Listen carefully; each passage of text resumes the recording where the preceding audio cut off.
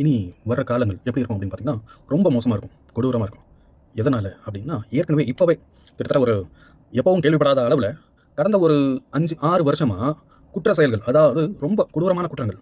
இன்னும் சொல்லப்போனா, நீங்க பார்த்துருப்பீங்க. ஒரு சொந்த பாட்டி பேரன் மேல சுடு தண்ணி ஊத்துனது.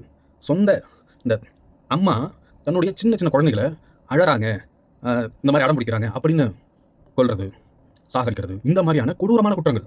நம்ம நெனச்சே பார்க்காத இப்படியெல்லாம் கூட பண்ணுவாங்களா? இப்படி இவங்க இது வந்து அந்த குழந்தையோட அம்மா. ஆனா அந்த குழந்தையே எப்படி கொல்ல மனசு வருது? அப்படின்ற காரணங்கள்லாம் நீங்க யோசிச்சிருப்பீங்க.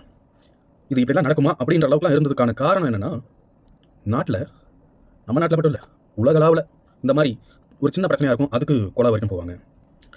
கோவம் சாதாரணமா இந்த பையனுக்குலாம் கோவம் வருமா? இவன் இப்படி கோவப்படுவானா? இப்படி பண்ணிட்டானே! இந்த மாதிரி ஏன் வருது அப்படின்னு கேட்டீங்கன்னா, உஷ்ணம், அதாவது வெப்பம். உலகத்துல வெப்பம் அதிகமாகுது. Global warming. சூடு அதிகமாகும்போது கோவம் வரும். இது இயற்கை. சூடு அதிகமா இருந்ததுன்னா, நம்மளுடைய மண்டை, மூளை அப்படியே உருகும். உருகும்போது அது என்ன பண்ணுதுன்னு தெரியாது. ஒரு சர்க்யூட் ஷார்ட் ஆன மாரி பல விஷயங்கள் வரும்.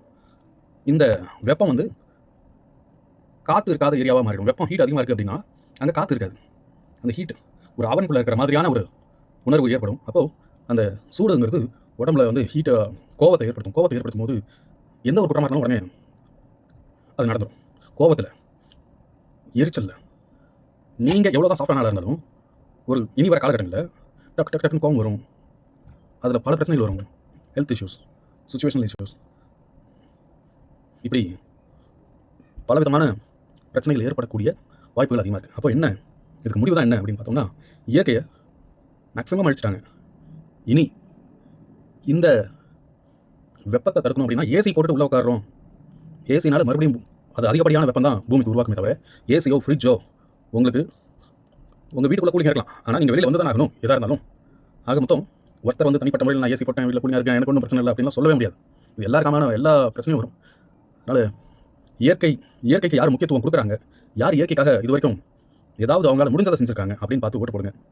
எனக்கு தெரிஞ்சு இயற்கையை மதிக்கிறது, இயற்கையை போற்றுற கட்சி ஒன்னே ஒன்று தான், நாம் தமிழர் மட்டும்தான். மீது எந்த கட்சியும் இயற்கைக்காக இது வரைக்கும் பேசவும் இல்லை. ஆனால் இயற்கையை அழிச்சது தான் மற்ற கட்சிகளோட வேலையாக இருந்திருக்கு இது வரைக்கும். திமுக இயற்கை அழிச்சிருக்காங்க, அதிமுக இயற்கை அழிச்சிருக்காங்க, டிவிக்கே இயற்கைக்கு மாறாவே இருக்கிறாங்க. நீங்கள் நினைக்கலாம் ரோடு போட்டுருக்காங்க, பெரிய பெரிய பில்டிங் கட்டியிருக்காங்க, வளர்ச்சி அப்படின்னு நினைக்கலாம். வளர்ச்சி இதுதான் வளர்ச்சி அப்படின்னு உங்களை நம்ப வச்சிருந்தார். அதுக்கு யாரும் பொறுப்பாக முடியாது. 3 வேளை சோறு இல்லை, ஒரு வேளை சோறாவது ஒரு நாளைக்கு கிடைச்சாதான் அது வளர்ச்சி. பில்டிங் கட்டுறதும், பிரிட்ஜ் கட்டுறதும் இதெல்லாம் வந்து பெரிய முதலாளிகளுக்காக மட்டுமே தவிர சாதாரண மக்களுக்கு கிடையாது.